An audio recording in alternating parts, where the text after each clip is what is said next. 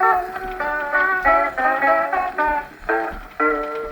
nu ska jag visa hem till USA, the letters print, för att tala om hur very well jag mår. Men det är rätt länge sen ju som jag med pennan skrev, så jag hoppas att du understand förstår.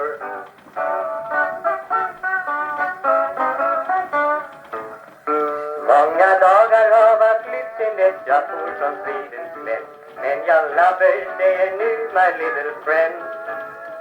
Och fastän du mig betrog och skämde ut dig med en namn, ska jag älska dig intill my bitter end.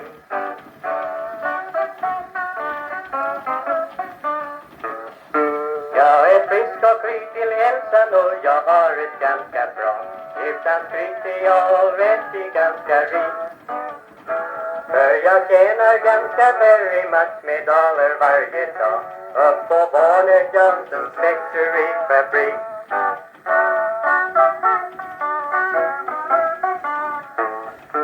Det var farligt som jag hörde att din fästman gick till hell och att han blev killad utav en pistol.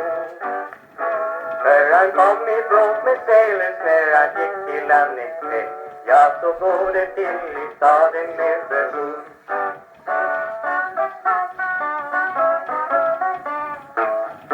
Därför tänkte jag som så att när det gamla nu är kväll, att jag skulle ta och fråga dig och be. Att du tog och reste hit, för det är drömmen som jag drömt. Och för exten kan du ta din unge med.